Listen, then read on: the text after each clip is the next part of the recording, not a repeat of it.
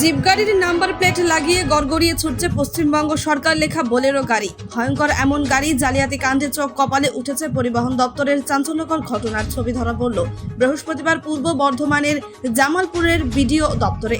জালিয়াতিদের খপ্পরে পড়ে মোটা টাকা খোয়ানোর ঘটনা হামেশাই শোনা যায়। এছাড়াও পরীক্ষা জালিয়াতি, নির্বাচনে জালিয়াতি, এসব কিছুকেই ছাপিয়ে গেল গাড়ি জালিয়াতি কাণ্ড। তাও আবার দেশে গাড়ি নয়, একদম খোদ সরকারি চালক দ্বারা চালিত গভর্নমেন্ট অফ ওয়েস্ট বেঙ্গল লেখা গাড়ি, যা ঘিরে শোরগোল পড়ে গিয়েছে পূর্ব বর্ধমান জেলার প্রশাসনিক মহলে।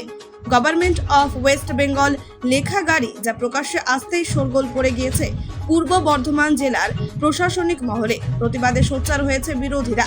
সাদা যে চারচাকা গাড়িটিকে নিয়ে শোরগোল পড়েছে, সেই গাড়িটির রক্ষাকর্তা জামালপুরের ডেভেলপমেন্ট অফিস। গাড়ির সামনে এবং পিছনে উভয় জায়গায় লাগানো রয়েছে গাড়ির নাম্বার প্লেট, যার নাম্বার হলো WGJ2585।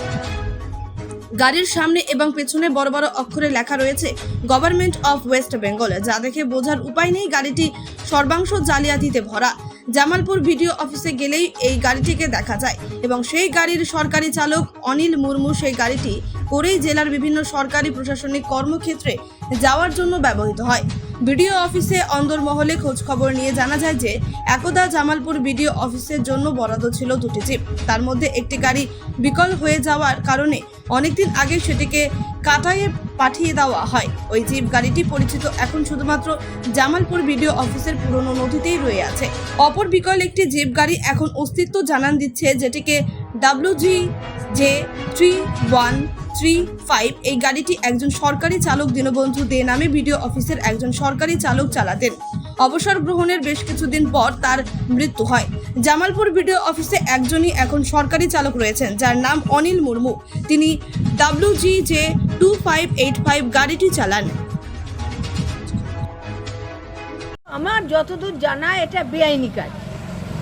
এইটা পরিবহন দপ্তরকে অবশ্যই দেখতে হবে, যথাযথ ব্যবস্থা নেওয়ার তাদের অবশ্যই দরকার। এটা আপনারা তো সোচ্চার হয়েছেন শুনলাম, হ্যাঁ এই বিষয়টা নিয়ে।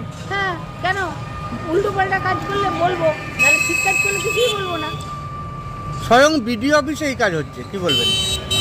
বিডিও অফিসে কি কাজ হচ্ছে? বিডিও অফিসে যারা বেআইনি করেছে, এইটা তো অনেক দিন আগে হয়েছে। আগের বিডিও সাহেব নিশ্চয়ই এটা করেছেন।